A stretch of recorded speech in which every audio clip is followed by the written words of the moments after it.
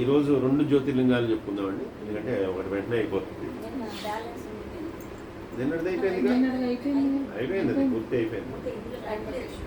పెట్టలేదు, దానిలో అయిపోయింది. ఇవి లేదుగా, ఏముంటే కేరళ ఉమెన్స్ పొద్దు నుంచి పరిగెత్తుంది.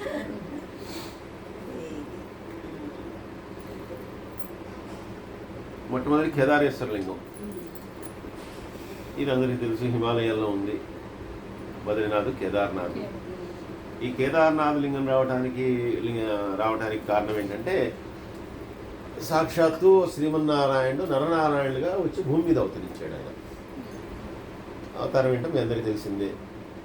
కృష్ణుడు, అర్జునుడు వచ్చినప్పుడు వాళ్ళిద్దరూ కూడా పరమేశ్వరుడు గురించి తపస్సు చేసినప్పుడు నరనారాయణులకి దర్శనం ఇవ్వటం ఆయనకని చెప్పి ఆయన సాక్షాత్తు పరమేశ్వరుడు వచ్చాడు. వచ్చి దేనికోసం తపస్సు చేస్తున్నారు, ఏం కావాలని చెప్పి అడిగినప్పుడు, మాకేం అక్కర్లేదు, నువ్వు ఎప్పటికీ కూడా శాస్త్రంగా ఇలా నిజ రూపంలో ఇక్కడ ఉండిపో, నీ అంశతో ఇక్కడ ఉండిపో అని చెప్పి వాళ్ళిద్దరు కోరుకున్నారు. అందుకని ఆయన కేదారేశ్వర లింగంగా వచ్చాడు అని చెప్పి. హిమాలయాల్లోనే ఉంది అది. ఆ లింగం ఆ రకంగా వచ్చింది, కేదారేశ్వర లింగం. దాని గురించి ప్రత్యేకమైనటువంటి ఇతరమైనటువంటి గాథలు ఏమీ లేవు. కేదారేశ్వర లింగం రావడానికి కారణం అదే.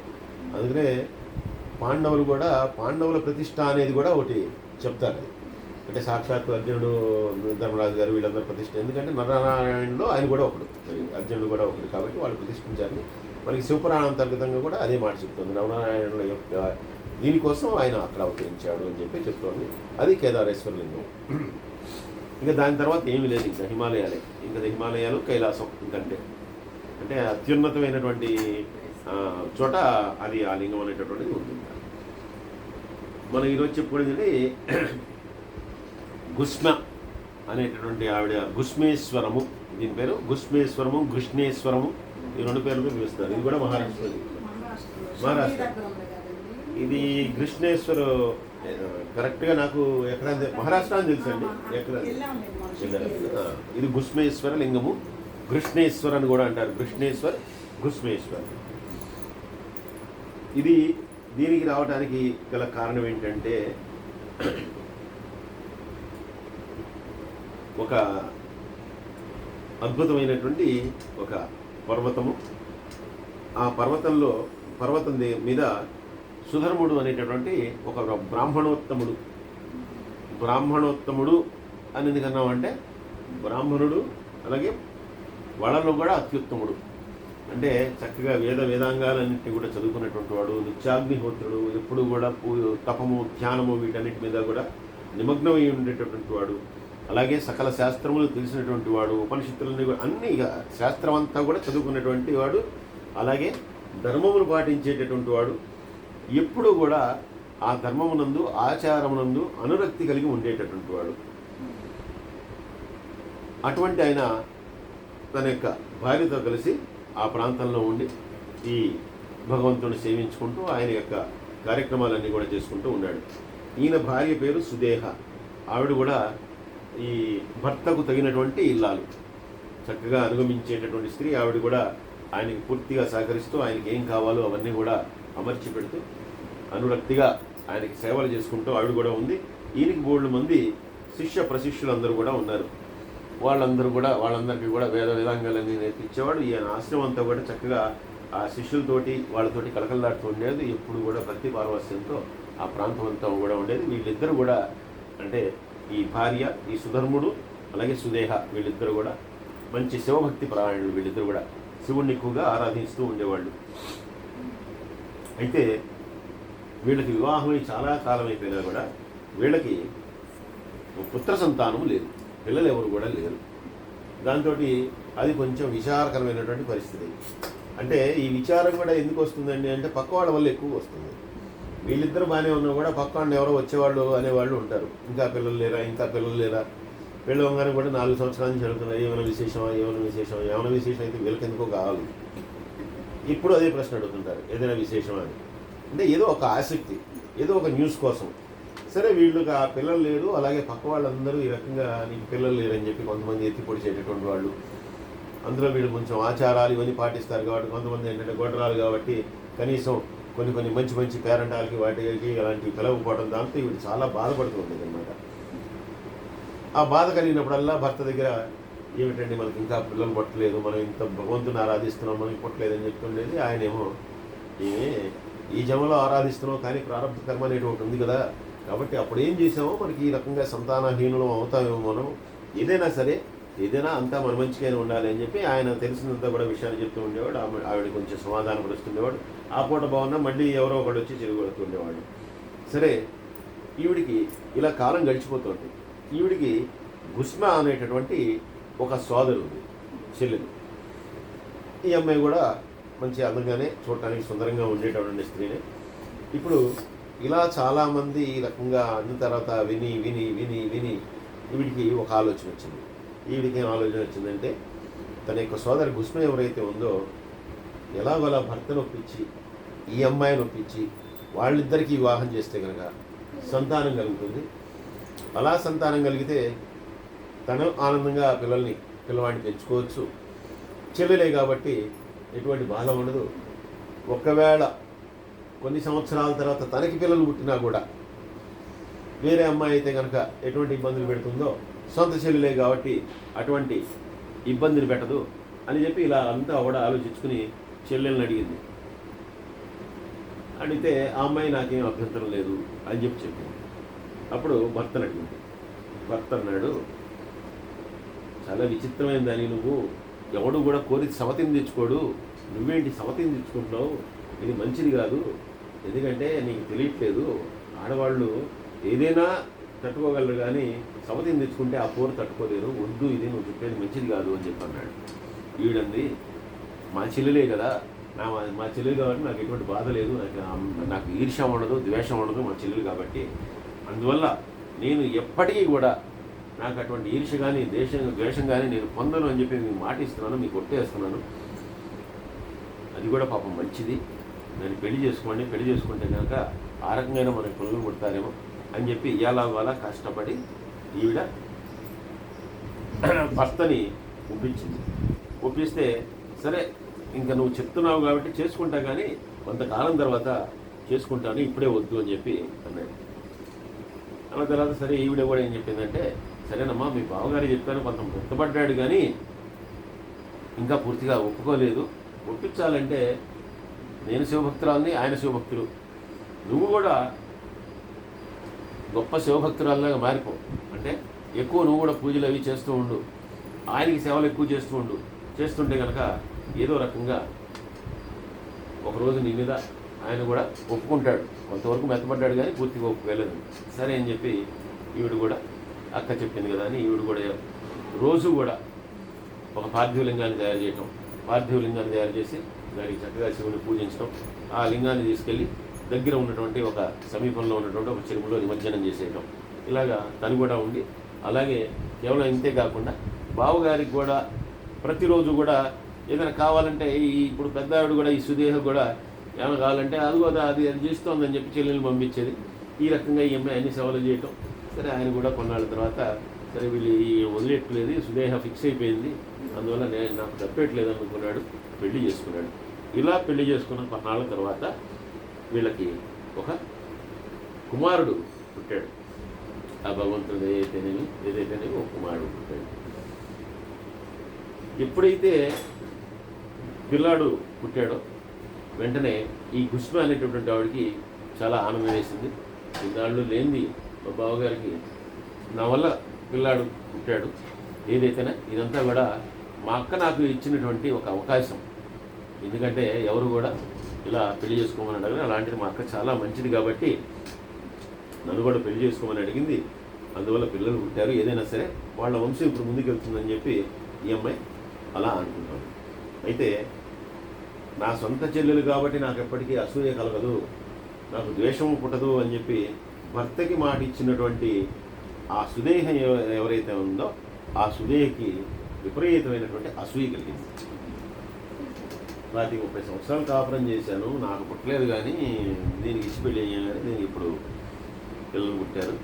దీనికి పిల్లలు పుట్టడం వల్ల ఇప్పుడు భర్త ఎలా చూసుకున్నాడనే తర్వాత పెడితే కనుక ఇప్పుడు ముందర చుట్టాలందరిలో కూడా తనకి ఎక్కువ గౌరవం కానీ ఇది కానీ ఉంటాయి, ఈవిడికి ఉండవు.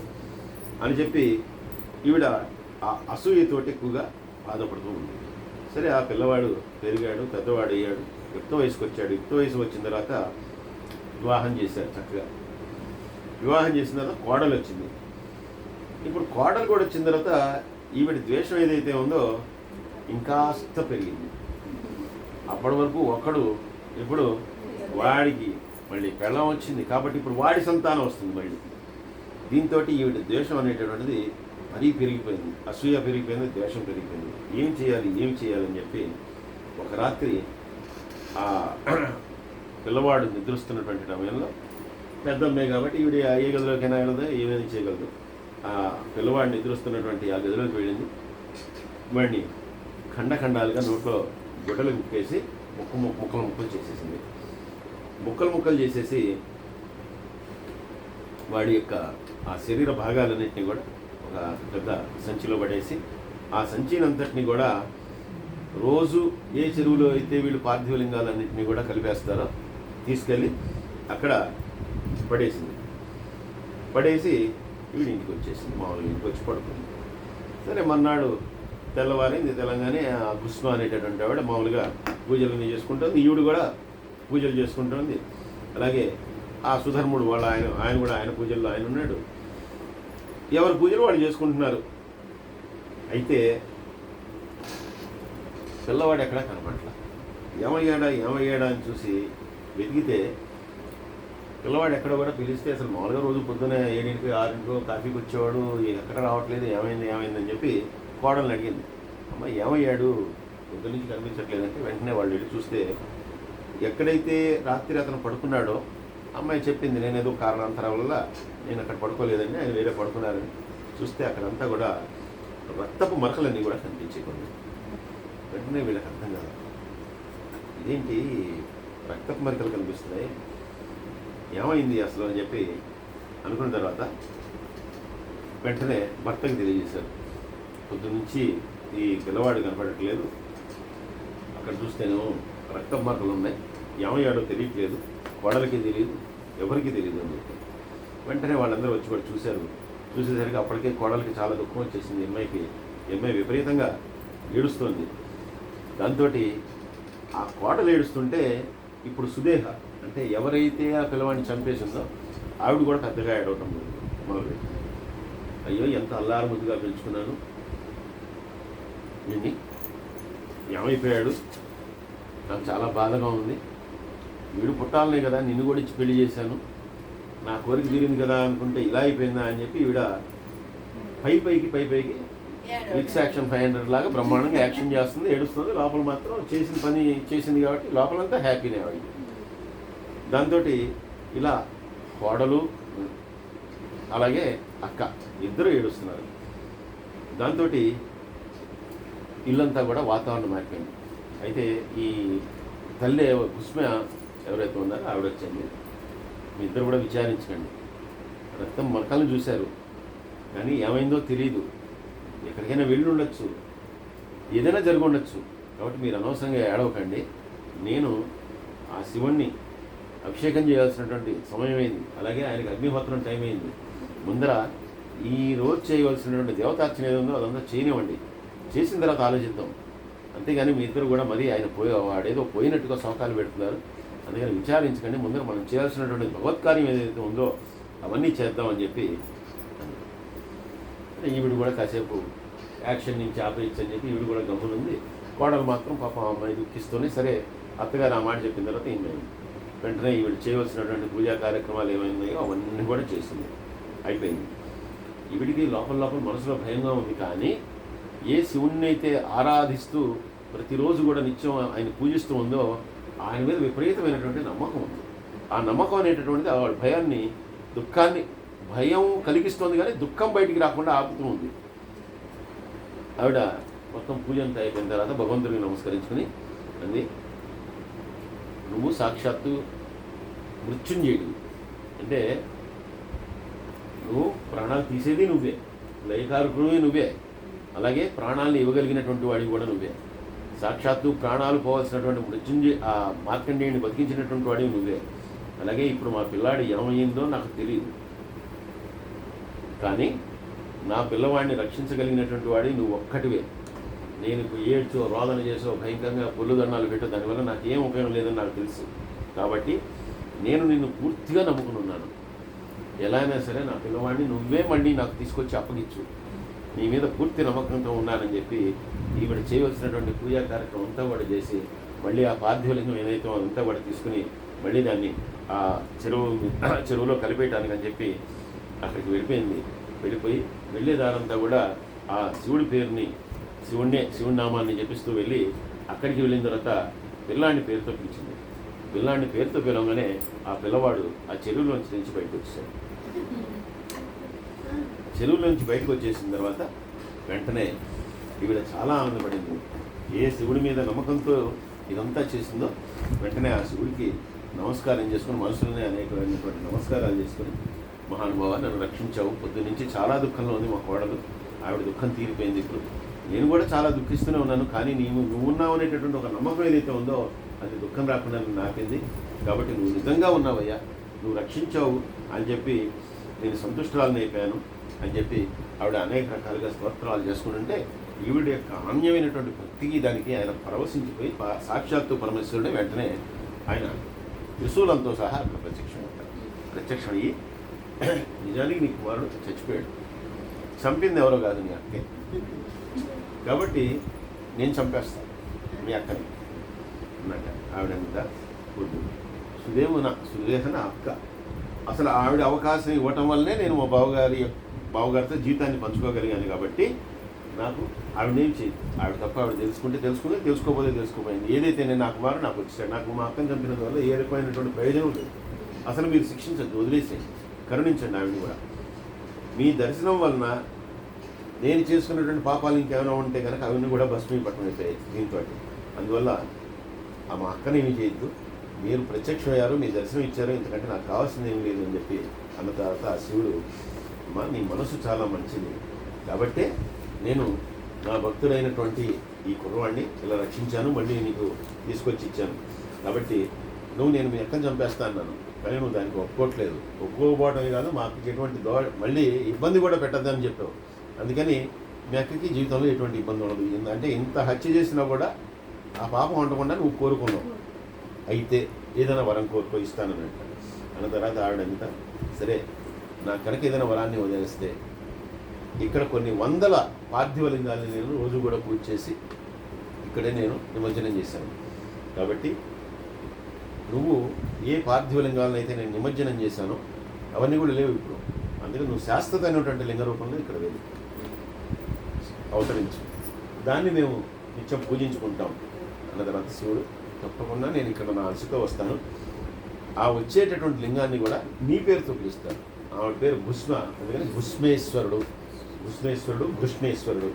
అందుకని ఈ సరోవరం దగ్గర ఉన్నటువంటి నేను వచ్చేటటువంటి ప్రాంతం ఏదైతే ఉందో ఇది భుస్మేశ్వర లింగం అని చెప్పి పిలువబడుతుంది.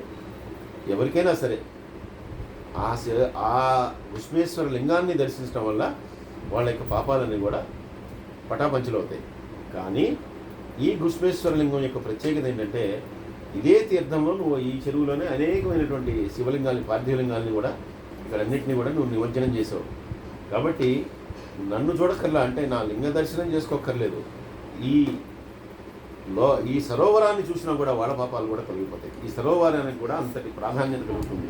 కాబట్టి ఈ సరోవర ప్రాంతంలో ఉన్నటువంటి నేను ఎవరిని చూసినా కూడా వాళ్ళ పాపాలను కూడా భస్మీపట్నం చేసుకోగలుగుతారు. ఎందుకంటే అంత సజ్జనురాలి నువ్వు, ద్రోహం చేసినటువంటి అక్కను కూడా క్షమించమని చెప్పి ఉన్నావు. కాబట్టి స్త్రీ వై ఉండి ఎటువంటి అసూయ ద్వేషం లేకుండా నిన్ను నేను అనుగ్రహిస్తున్నానని చెప్పి అక్కడ ఆయన అంశతో ఆయన వచ్చాట. అప్పటి నుంచి అది భుస్మేశ్వర లింగము అని చెప్పేటటువంటి పేరుతో అక్కడ పిలువబడుతోంది. ఇది మానవుల యొక్క సమస్తమైనటువంటి కోరికలను తీరుస్తుంది, అలాగే భోగ మోక్షాలన్నింటినీ కూడా ప్రసాదిస్తుంది. అటువంటి అద్భుతమైనటువంటి జ్యోతిర్లింగము ఈ భుస్మేశ్వర లింగము. అలాగే దీనికి కూడా ఫలశ్రుతి చెప్తూ ఈ జ్యోతిర్లింగ కథని విన్నటువంటి వాళ్ళు, చదివినటువంటి వాళ్ళకు కూడా పాపం నుండి ముక్తులవుతారు అని చెప్పి మనకి తెలియజేస్తున్నారు. సర్వే జన సుఖినో భవంతు, సమస్తలోక సుఖినో భవంతు. స్వస్తి.